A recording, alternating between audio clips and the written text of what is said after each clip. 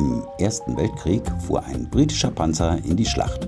Der hieß Fray Bentos, benannt nach diesem Ort hier in Uruguay. Warum?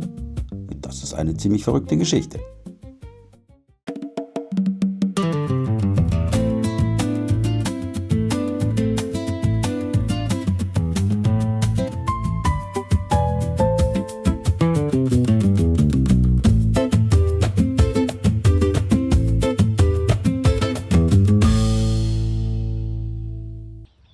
Hola a todos!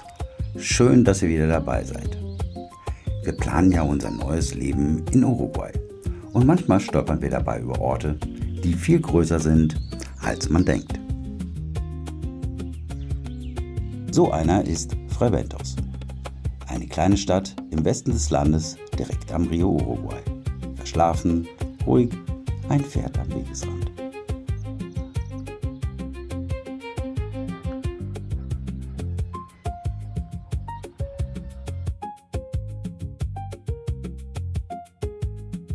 Ja, und dann das hier, ein Industriekoloss. Und die Frage, die uns nicht mehr losgelassen hat, wie kann ein Ort dieser Größe einfach verschwinden?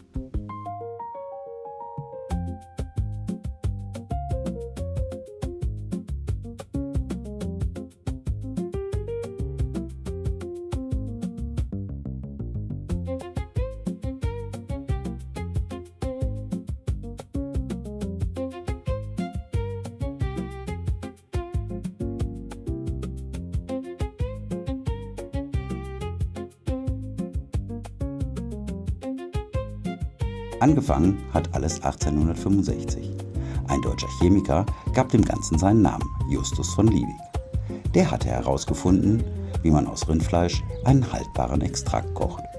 Und Uruguay hatte etwas im Überfluss: Rinder.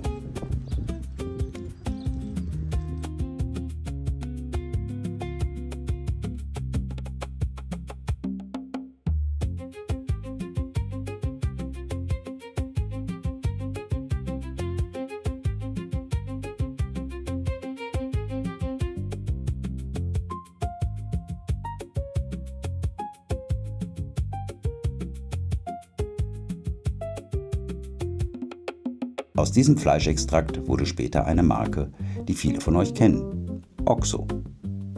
Und ab 1873 kam das Produkt dazu, das diesen Ort wirklich weltberühmt gemacht hat: Corned Beef in der Dose, verkauft unter dem Namen der Stadt, Fray Bentos. In England wurde Fray Bentos zum Synonym für Corned Beef schlechthin. 1924 übernahm die britische Westie-Gruppe das Werk. Ab da hieß es Frigorifico Anglo.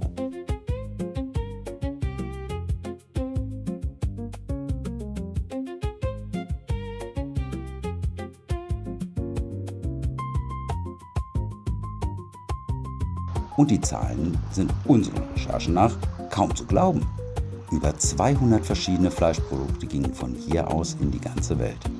Bis zu 5000 Menschen arbeiteten hier, aus mehr als 50 Ländern. Und 400 Rinder pro Stunde.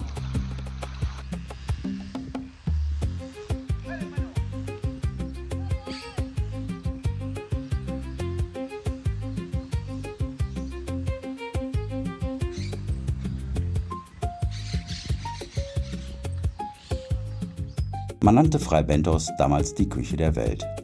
Tja, und das war fast noch untertrieben. Denn in 2 Weltkriegen wurde das Corned Beef von hier zur Standardration der britischen Soldaten. Bully Beef nannten sie es in den Schützengräben.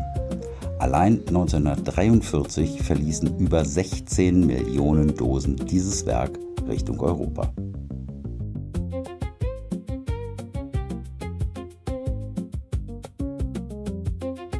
Und jetzt zu dem Panzer vom Anfang. 1917 in der Schlacht von Passchendaele. Eine britische Panzerbesatzung tauft ihren Panzer auf den Namen Fray Bentos. Warum? Weil sie sich darin wie eingedost fühlten, wie das Fleisch aus Uruguay. So tief steckte dieser kleine Ort in der Weltgeschichte.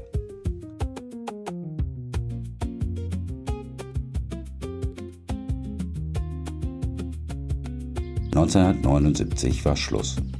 nach über 100 Jahren. Das Werk schloss von einem Tag auf den anderen. Aber warum macht so ein Werk überhaupt dicht? Die Welt hatte sich verändert. Europa und die USA kauften immer weniger Fleisch aus Südamerika und Corned Beef aus der Dose passte nicht mehr in die Zeit. Dazu kam ein Schatten aus den 60ern. Ein Typhusausbruch im schottischen Aberdeen brachte südamerikanisches Corned Beef in Verruf. Ob Fray Bentos da wirklich seine Finger im Spiel hatte, wurde nie bewiesen. Aber solche Geschichten bleiben hängen. Und die alten Maschinen zu erneuern hätte am Ende mehr gekostet, als das Werk noch einbrachte. Zuletzt lag der Anglo in staatlicher Hand und machte nur noch Verluste.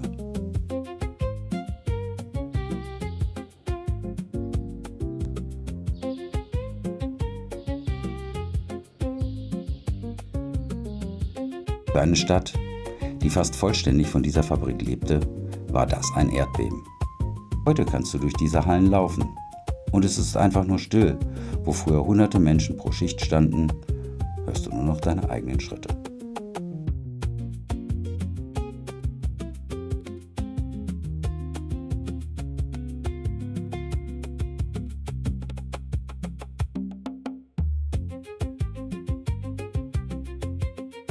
Die Maschinen stehen teilweise noch. Förderbänder, Zahnräder, Eisen. Und durch den Boden wächst längst Gras.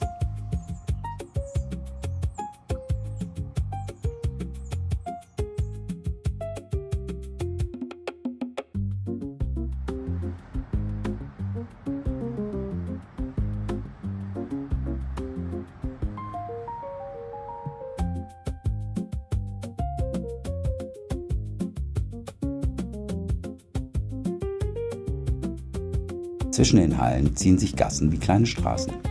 Ein ganzes Viertel. Und mittendrin, unter einem Vordach, steht noch ein alter Wagen. Als wäre gerade erst jemand gegangen. Ehrlich, hier kriegt man Gänsehaut. Uns beide hat dieser Ort völlig unterschiedlich gepackt. Frau Mattes wird es richtig schwer ums Herz, wenn sie an das ganze Tierleid denkt, das hier passiert ist. Mich dagegen hat es gepackt wie ein Abenteuer. Ein Lost Place, in dem die Zeit einfach stehen geblieben ist. Ja, wie geht es euch, wenn ihr die Bilder seht? Schreibt es uns gerne in die Kommentare.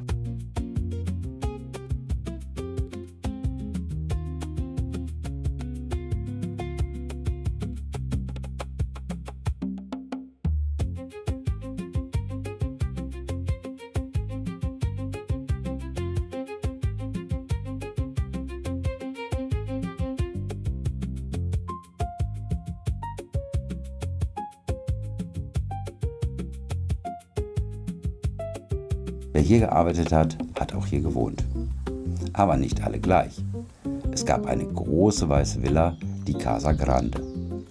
Mit Park, mit Veranda, ein schmiedeeisernes Tor davor. Über 100 Jahre lang wohnte hier die Werksleitung.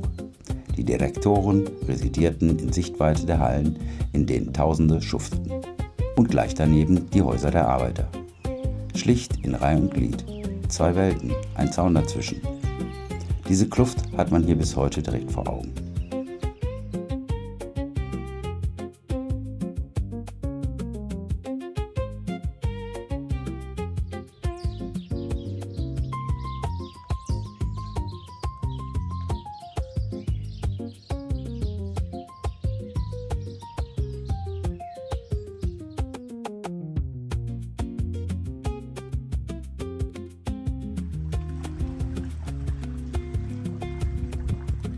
Warum ausgerechnet hier, an diesem Fluss? Weil der Rio Uruguay der Weg in die Welt war. Über diesen Pier mit diesen Kränen ging das Fleisch auf die Schiffe von hier nach Europa, nach Afrika und in alle Welt. Heute ragen nur noch ein paar morsche Pfähle aus dem Wasser. Von dem Hafen, der die halbe Welt versorgt hat, ist sonst nichts mehr übrig.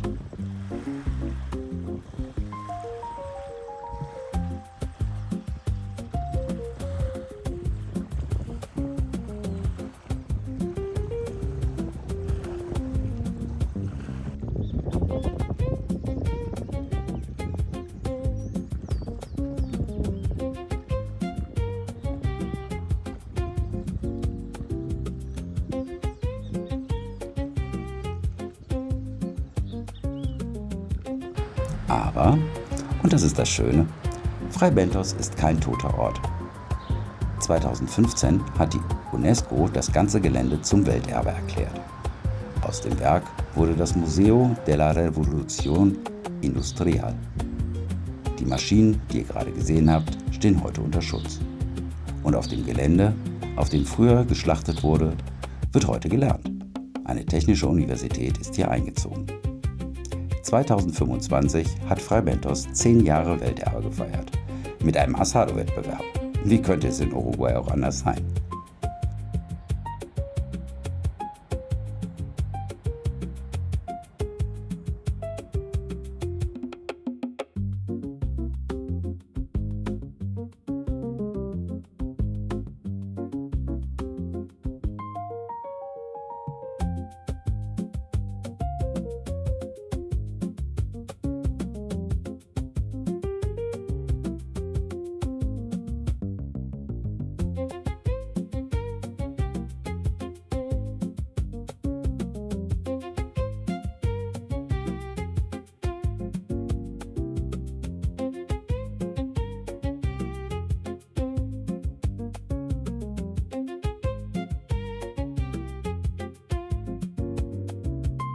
Und genau das hat uns hier so berührt.